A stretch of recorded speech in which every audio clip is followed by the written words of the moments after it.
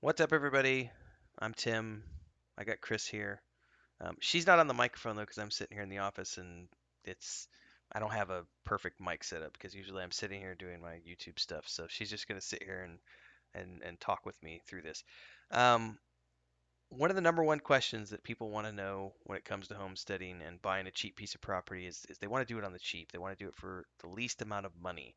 There's a lot of questions that we've gotten asked about how did you buy the place and how was it buying a place um, in Mexico? What's the process?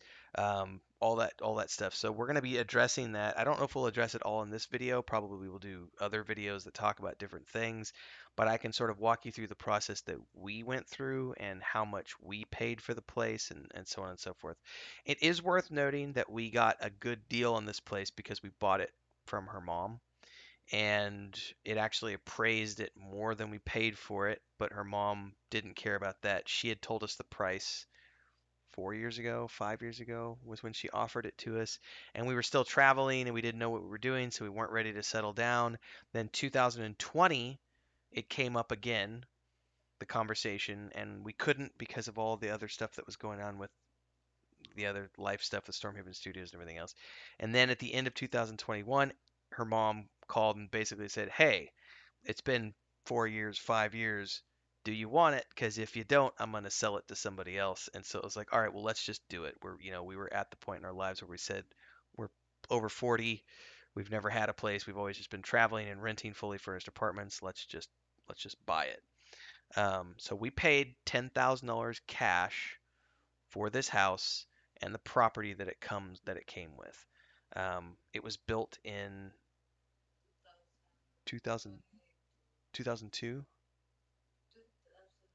I should 22. We are in 22. It was built in 2002, so it's a 20-year-old place. And if you've seen the before video, obviously, there's a lot of work that needs to be done. I had to redo all the wiring because if you remember when we moved in, like there was no outlets. Yeah, it was horrible. It was bad because and the breaker there was no circuits in the house, so it was just a box with a breaker, and it literally had just two. It had two. It did have circuits, but it was one circuit for the lights and one circuit for the plugins, and they weren't wired to handle like there weren't any actual circuit breakers. You know what I mean? It was just like these old glass things, and it was like this is not no, it's just fuses is all they were. There wasn't actually a circuit breaker.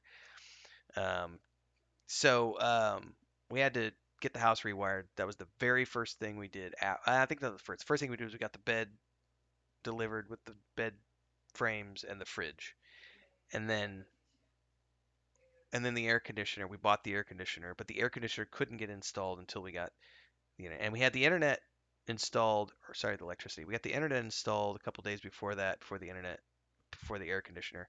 But we had to get the whole house rewired. So it was a chaos when we moved in. Of we got here, Chris had already been out here, um, all this other stuff. Anyway, $10,000 cash.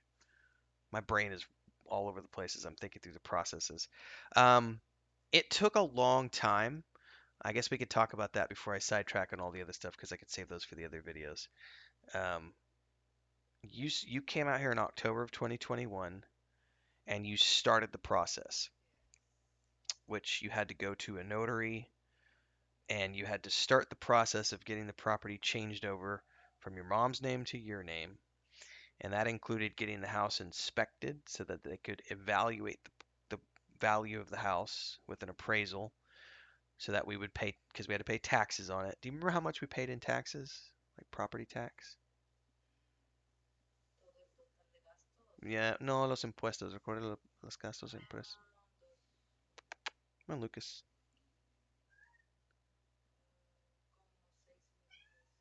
So about $300 in taxes. And then how much for the notaries and everything?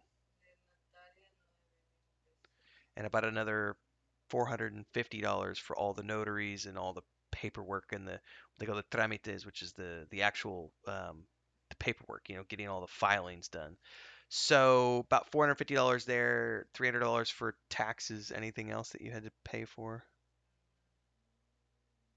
Las prediales or nada. Okay. So 10,000 cash plus about $300 in taxes plus about $450 in fees just to get all the paperwork done. That's the cost of the notary and just the cost of all the actual paperwork. Now that was the part that took the longest because we're recording this on August 22nd and we just got the paperwork back 2 weeks ago. Like 2 weeks ago. Like so it took 9 months for them to do like to for the paperwork between it was from October until August of 2022. That's how long it took for the paperwork to clear. So we started the process all the way back then, and then we just had to wait because they had to send everything off to the feds and then wait for everything to come back. And some of that is due to the processing times with COVID going on, but most of it was just that's just how long it takes. In the meantime, we moved in March, um, and we've started to begin the process of updating everything. Now, again, going back to the big number one question is how much did you pay for the place, um, and the process of all of that. Um, that was basically just Chris coming here. Like I said, going to the notaries take care of all that for you. You do have to have all the paperwork, and there's a lot of signing of paperwork that has to have everything else, but it's just through the notaries. And notaries in Mexico operate a lot like lawyers in the United States, but they are a required element here. So they just do all the things, and they get all the things signed for you, and they make sure that all the stamps are on it and everything else. And it's just a time-consuming process. And Chris did a lot of running around and paper. Uh, yeah, we're done now. 9 months later, we are completely done. It's 100% done, and it's done. Some of the fun stuff that has happened along the way is like, for example, this house does not have an address. We don't have a street address, so we have a blueprint, and we have the blueprint of the neighborhood and where our house is. But if you like go to Google Maps, the house does not exist on Google Maps. Neither does the church next door. Actually, it doesn't exist. So the next door neighbor exists, but we don't exist, and the church next door doesn't. There's literally no building mapped out on Google Maps. So for the moment, one of the frustrating parts is like we can't get anything ordered here from Amazon because we don't actually have an address yet, and we couldn't get an address until we got the paperwork back. Yeah, because she has to take the copies of the paperwork into the city planning office to show them the blueprints and everything else to show that the name changes happened. So that's the next thing that's on our agenda. You want to come here, Lucas? What are you being grumpy about? Come here. We're gonna pick up Lucas. If you've been paying attention to the other channel as we've been documenting all this stuff, Lucas was one of the rescue cats that he was a feral kitten. Yes, you were. You were a feral baby when you showed up at 3 months old with your mama and your sister Leia, Luke and Leia. And then he's still a little nervous about Chris, but he's daddy's boy. He is a big daddy's baby. What's up? Um. Anyway, he kind of came with the house. Yeah, we have Luke and Leia, and then their mom, and then their mom was pregnant, and now we have five additional kittens, and because she was pregnant when she showed up with those two, and that's what the GoFundMe we have going on for us. Anyway, $10,000 cash. We paid for the place. It is a small place, kind of like a one bedroom. We could convert it into a two-bedroom place because of the dining room that's on the other side of this hallway, which is we've talked about just making that like an art studio at some point. Um, Obviously, one of the considerations was if you're going to buy a place, how do there's inspections that have to happen for the appraisal process. One of the benefits of me having a construction background was also knowing that it's block construction. So even though it needs a lot of work and there's a lot of things wrong with it, there are things that are fixable. And there's no rot, there's no mold, there's no settling, there's no earthquakes here or anything like that. So I can show you really quickly because we haven't done anything with the office yet other than because we have more pressing things that are getting done. So here's an example. On this back wall here, notice that there's the paint is just peeling off the wall. Also, that's one of the screens, which we haven't mounted on the walls. We haven't mounted on the windows yet, and that's another video, which I recorded recently because the carpenter finally came and installed screens on all the windows, except for that one because we didn't want to install it yet because we were waiting on other stuff because that's the kitchen one. Anyway, also over in Christina's, I'm going to show you something, and I'm going to say pardon the mess because this is us moving things around, and so you just pardon the mess. Over on that wall, you'll notice the same thing is happening over there. Um, it's just paint peeling, and that's just there's issues. Oops, sorry, Chris, I got you in the video.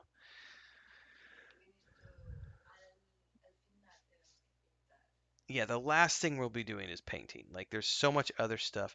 What are we working on right now? So the big thing was we just got the screens installed, and now we're working on getting the chicken coop and the cat shelter built outside, and then after that is going to be taking care of the roof. And then after we take care of the roof is going to be starting to landscape the backyard and take care of the drainage because it floods every time it rains. And then after that, it's going to be building an outdoor garden. And then after that, it's going to be looking at repairing the plumbing in the bathroom, which is not a crisis thing. It's just they're old pipes that are 20 years old. And so they're leaking constantly. All the connections are leaking because they use cheap plastic shit and it's just everything's leaking. So, but it's 20 years old, so everything's got to be updated. So yeah, a lot of people will ask, how much did it cost? Well, it cost us $10,000. We paid cash. Um, we own it. It's ours. It's not a huge place, but it's in a small town. Um, I have decent internet here. I have a 200 down, 16 up internet connection, which allows me to full-time stream, which is great. Although we did have that was a challenge when we first got here because the local internet company was trying to throttle me. I got the internet installed and I started immediately streaming full time. And within the first 2 weeks, I was good for about 10 days. And then about 10 days in, they started capping me at 7:30 at night. And then Chris had to start getting on the she started calling customer service every single night, yelling at them, trying to work, what's going on? And eventually, corporate called the local office and threatened to fire people if they didn't fix this lady's internet who's calling all the time. And so Chris went into the office. I'm the only person in town, by the way, who pays for like the big package that they offer, which is I have the maximum. It's not a fiber optic, it's cable internet out here. So I went from fiber in the city to cable here. Um, and I don't remember what do we pay for internet because this is the whole thing. What do we cost? What's the cost of living and everything else? No, here it's like 850 pesos a month. So like 40 dollars a month, 45 dollars a month for my internet. I have the maximum residential package that they offer. We're the only person in town, I think, that has that package, and so they really like us as a client.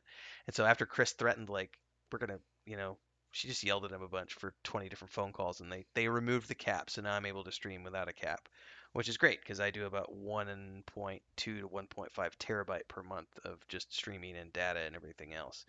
Anyway, so we bought the place for 10,000 cash. Coming with that question often is what is your cost of living?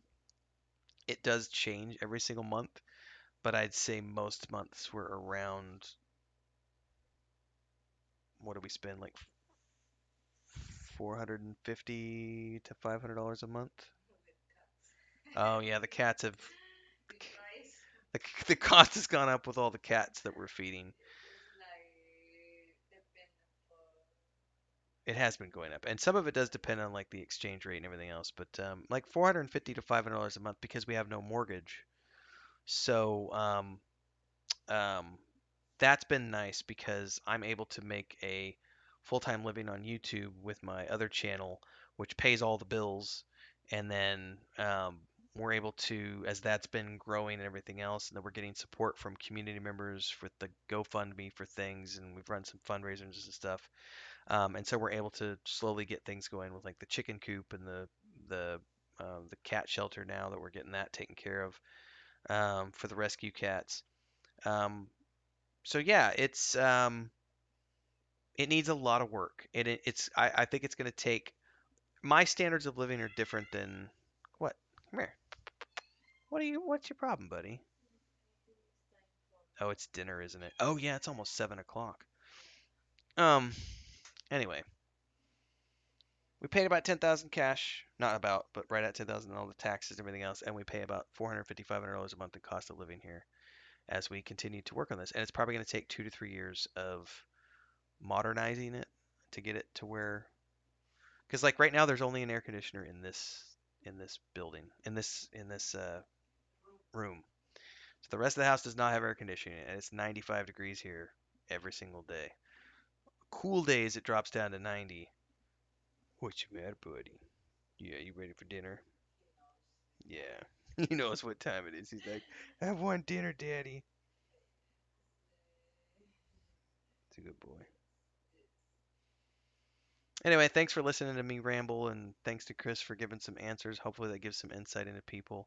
Again, we're going to be continuing to show you the rest of the house, the exterior of the house, all the updates that we have to. I've got some nice flood videos you're going to love to show what it's like when it rains here, because it floods every time it rains, and all the work that needs to be done here. But it is a work in progress, and we're going to be documenting the entire thing here on YouTube. So don't forget to like, follow, subscribe, all those good things. We'll see everybody in the next video. Thanks, everybody.